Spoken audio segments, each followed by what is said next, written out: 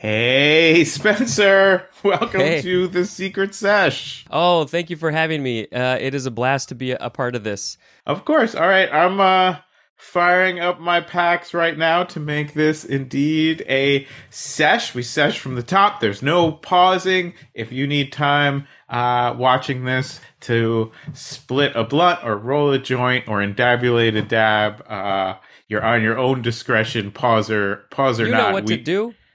Yeah, you know what to do. And I believe that you pre-seshed a little bit for this one.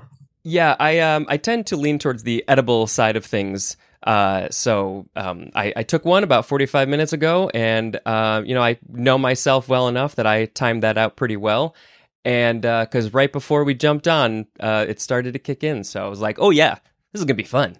Well, I should let everybody know that both Abdullah and I were guests on your excellent and very weed forward podcast, which is called When I'm High. Yep. Absolutely. And it's a pretty cool concept in that, we always talk there's so many different angles to this plant.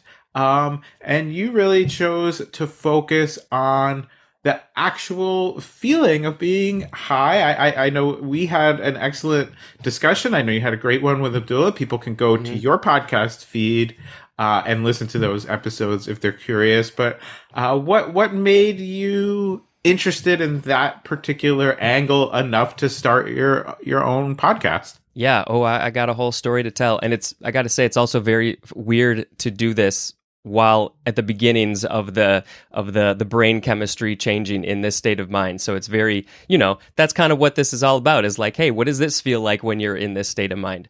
The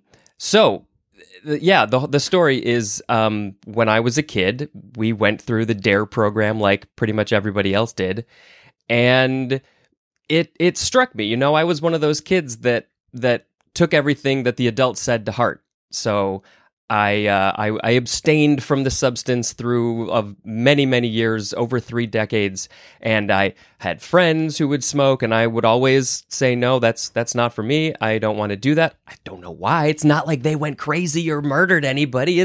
They were all happier and more fun. I don't know why I didn't do it. But I was like, I don't know. I had a reputation to uphold or something like that. And so over time, I just thought more and more about what does it actually feel like. People talk about being high, but I don't feel like they ever really talk about what is the feeling of being high.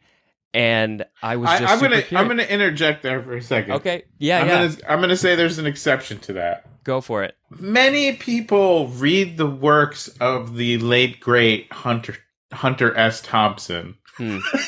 Someone who I am not very well read up on. But so it's on my list. It's on my list. Okay, excellent. Well, best known for his book Fear and Loathing in Las Vegas, and for, in essence, being one of the pioneers of gonzo journalism, where you insert yourself into the story, and described his many adventures quite cleverly by using drugs as a kind of metaphor and a way to connect to the audience. But, where many the person has been decided to self-appoint themselves as the next Hunter S. Thompson and write about their drug experiences, to the point where when I, way back when, was writing the submission guidelines for High Times magazine, I believe number 2 was, you are not Hunter S. Thompson. Please do not send us your Hunter S. Thompson-esque anything. It's a good thing to have on the list. Yes. If you want to go back to our episode about when Hunter Thompson ran for sheriff, it is in the Great Moments in Weed History archives. But that subset aside, absolutely. And so what made you, when and how did you start the podcast? The original idea was actually to make a documentary, because I started to come up with all these questions, and the list just grew and grew and grew. And me coming from more of a video side, shooting and editing and filmmaking kind of stuff, my brain went to documentary. And as I got some people to agree, but nobody really wanted to be seen. This was in 2014, 15, 16 era, And, the legal world was so different. They did not want their faces to be shown. So it just kind of got stuck on the shelf. I did, I think, over 30 or 40 interviews and all video, and I even edited together different sequences about this topic, sex or movies or food or creativity or whatever. And I think I had like 15 or 16 of them. And I had nothing to do. I couldn't do anything with it. And so finally, actually, this was during the pandemic, I had just started a 4-week sabbatical from work. They had offered that, so I took it, and the timing of it just happened to coincide with the beginning of the pandemic, and I was like, I've got all these plans, I'm going to do all these things during my sabbatical, and all of a sudden, I can't do anything, and so, well, I've got this audio, this footage, I know I'll turn it into a podcast, and then I can do new interviews remotely with people, and just talk about what it's like to be high. So sorry, long story, but I felt like there was a lot that I thought is important. And at what point did you yourself experience cannabis? Yeah. It was, so I think the first interview was maybe 2014 or 15, and it was right around there. I think that it was maybe just within a year or two, and I honestly can't remember, but it was really close to that time that I started it. That's a whole other story. Which came first? I believe I tried cannabis before I started shooting the documentary, but the idea for the documentary I had for probably at least a decade before.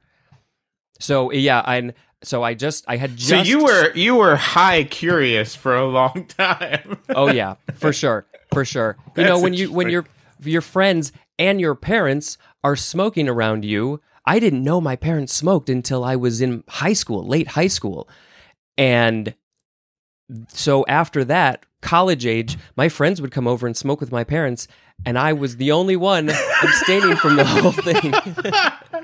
Okay. In fact, when I did first finally try it, my mom was the one who was lighting the bowl, which was amazing. Okay. First of all, in the words of the immortal Vanilla Ice, word to your mother, because that oh yes, that is fucking cool. That is a great moment in your personal weed history, and I gotta say, at least a great moment in Secret Sesh history, because that's hilarious. And like, I gotta say, I've heard versions of that story. I've heard this one. I've heard. I didn't know my parents smoked weed, and I was hiding my weed smoking from my parents. And then we finally smoked together. Right. I've heard that one. I have never heard my friends would come over and get high with my parents. Oh, dude, it was the place to be. Coming over to my house, everybody wanted to come over. It was the best. And so what would you say? And it's like, we're in a judgment-free zone, you know what I mean? But what would you say given those circumstances, what prevented you from trying it for yourself for so long? I'm curious. Dude, I don't know. That's the thing. Looking back on it, I don't know how many conscious thoughts I had about why I did that.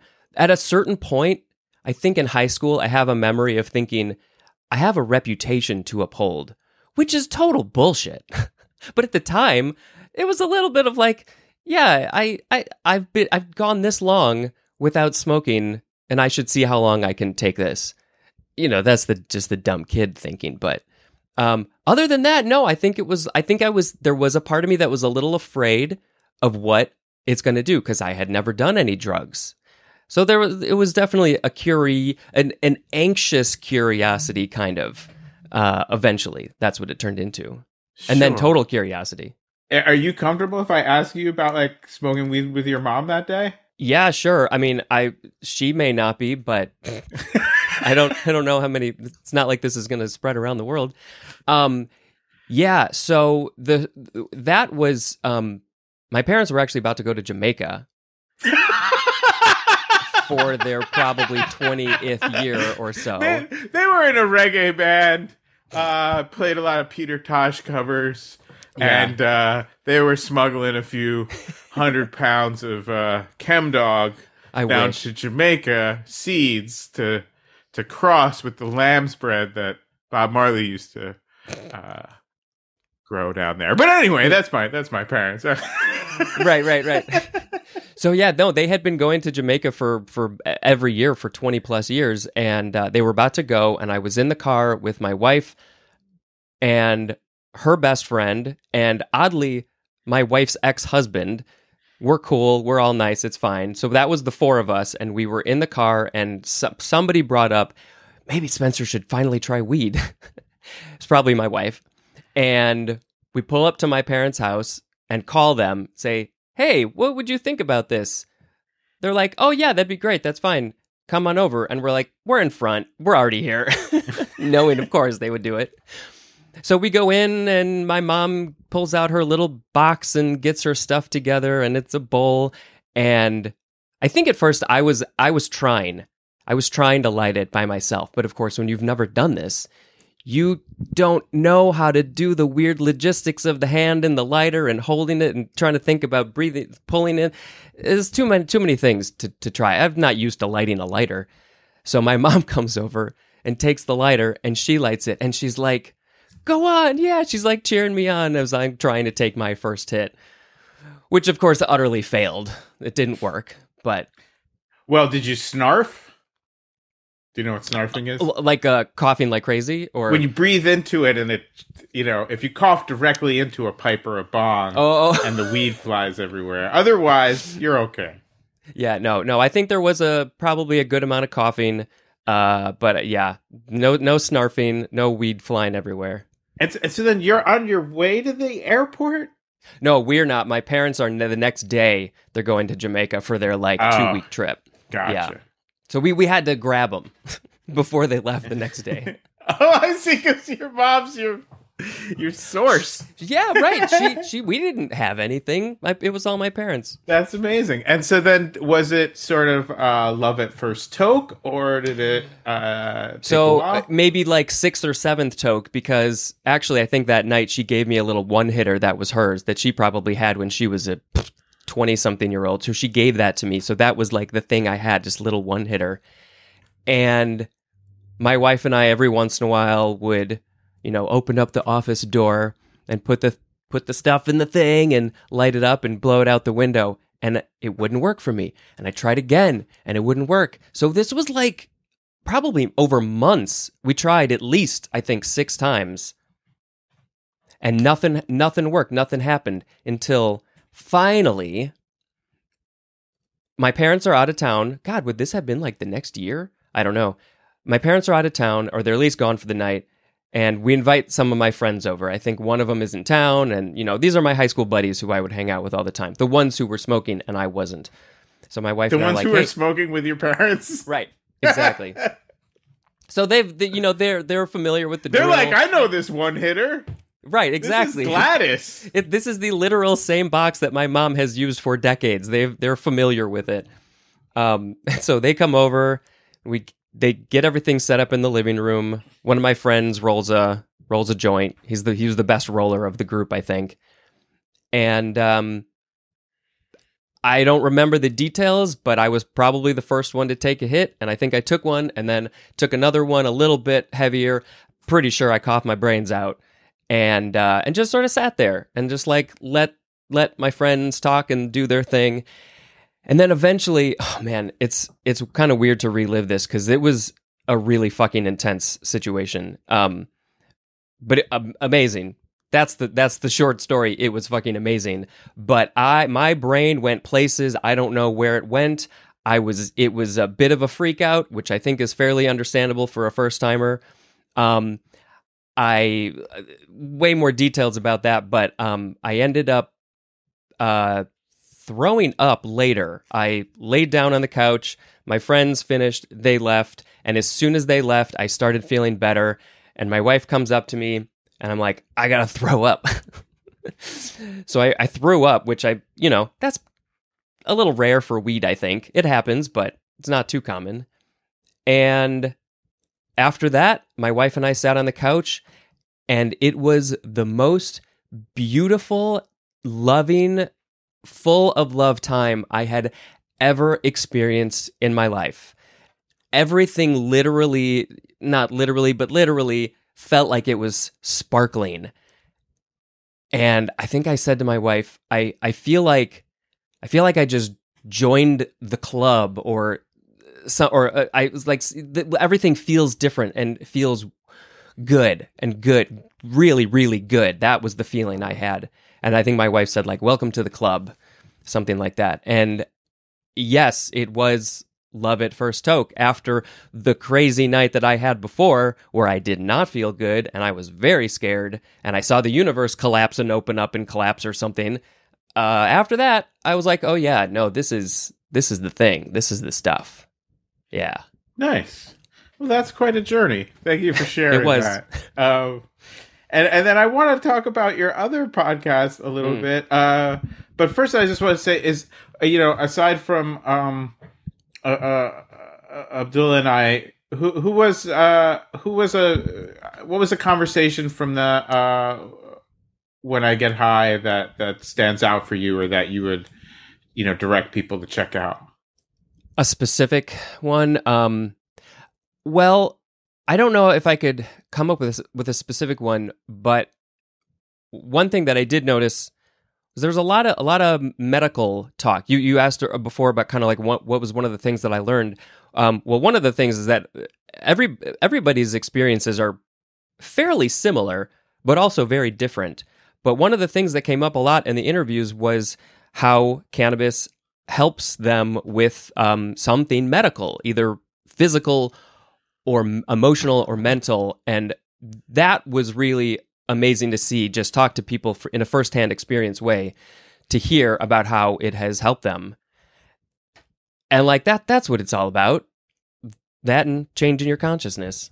Yeah. Well, that's a great insight anyway. I'm glad that you mentioned that. And I'll say, having talked with people on and off mics about this plant for a long period of time, that tracks with my experience. And often people, even who we may know, from smoking a joint out on the fire escape at a party, if you dial down to that same person, they may be using it also for chronic back pain and also for, any number of ailments. And so I do not want to conclude. First of all, I'm going to re-up on my end of the sesh, because I think I feel that edible creeping up on you a little bit in a nice way. Sure. So keeping the sesh going. You are also the creator of a second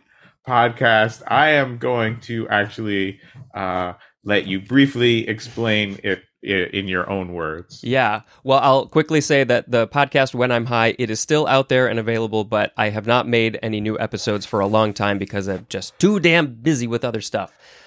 So maybe someday there will be more episodes, but we're capped out right now. The other podcast is called The Dictionary. I will hold up my phone case so everybody can see the logo. Very simple, dumb logo. Maybe I'll update it someday. It's called The Dictionary, and I read the dictionary, and I talk about it. That's kind of it. I talk about the words, whatever pops in my head. I try to be as silly and goofy as possible, but also try to teach and give actual information when I can. And then sometimes I have guests on. So that is wherever you get podcasts, The Dictionary. And obviously, I think people can go back and start from the first episode. But where are you? Where are you right now? Oh, I am almost done with the D's. So I started this in 2019, and it has taken 4.5-ish years to get through the first 4 letters. And I think I'm going to take maybe a couple of months off before I start the E's. So then E's will probably start airing in August or September. And I'm gonna change things a little bit. So right now it's a daily podcast, at literally episodes every single day of the week. They are averaging around 30 minutes right now, and there's a whole lot of episodes, so over 1,500 episodes. But getting episodes out 7 days a week is a little too much for me right now. So I'm gonna cut it down to 5 days a week when I start the E's. You're forewarned, everybody. Yeah, you're only going to get 5 episodes a week.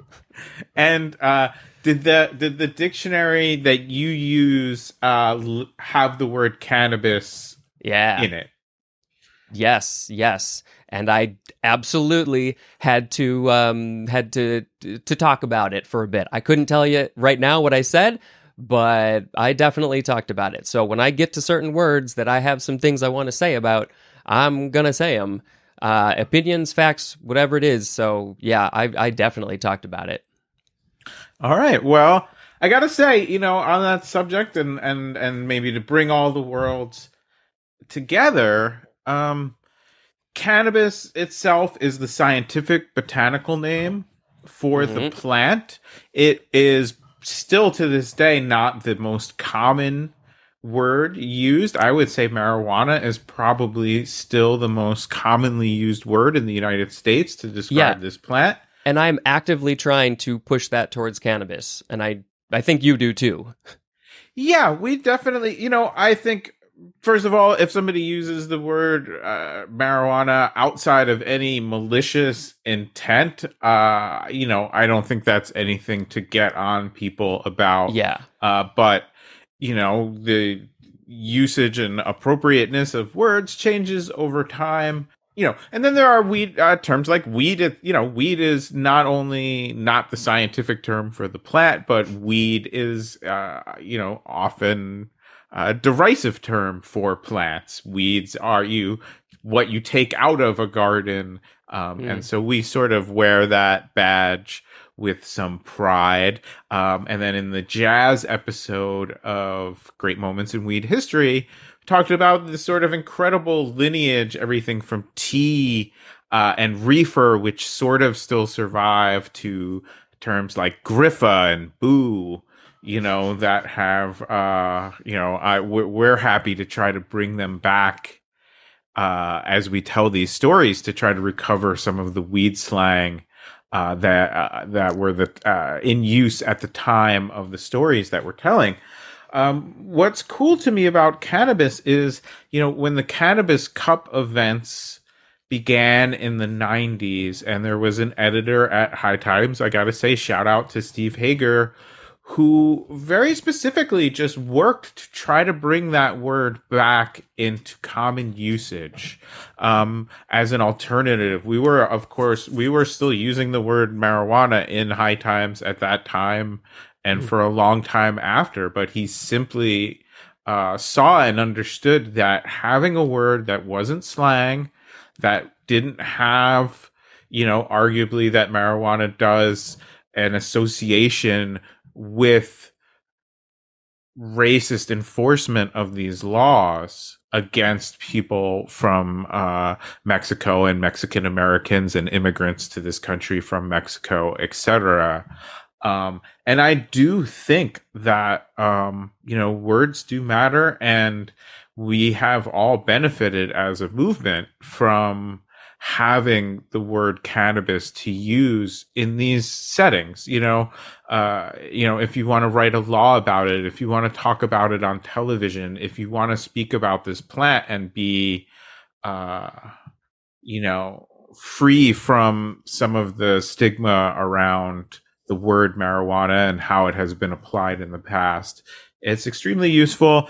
I think that words and weed go together. I know that word play and weed goes together. Baudelaire talked about this. All the jazz weed slang points to it, and I think your weedy mind coming up with the dictionary, Spencer, confirms that all as much. So thank you for bringing so much cool discussion into the world of weed, into the world of podcasting.